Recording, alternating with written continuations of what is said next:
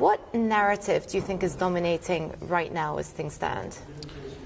Well, I think it's a transition period, actually. The first part of this year was very much around the repricing of interest rate risk into equities and other asset classes. Today, it feels like that probably is largely done. At least it won't happen to the same magnitude as we've seen before, because we're starting already at these interest rates to see fragility in important sectors of the wide global economy. I think from here, what we now need to understand is what is the embedded effect from tightening that's already taken place in the economy and the effect that may have on earnings.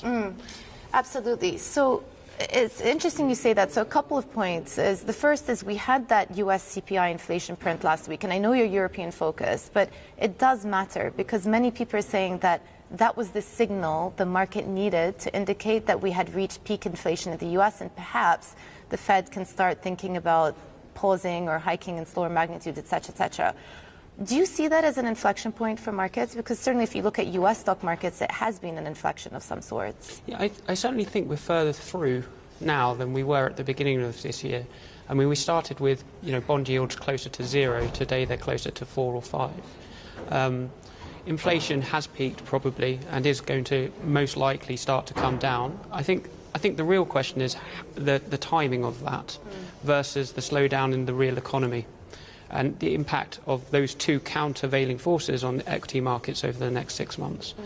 There is an argument that if equity markets and bond markets rally very aggressively, it amounts to an easing in financial conditions too early in the cycle for what the central banks would want to see.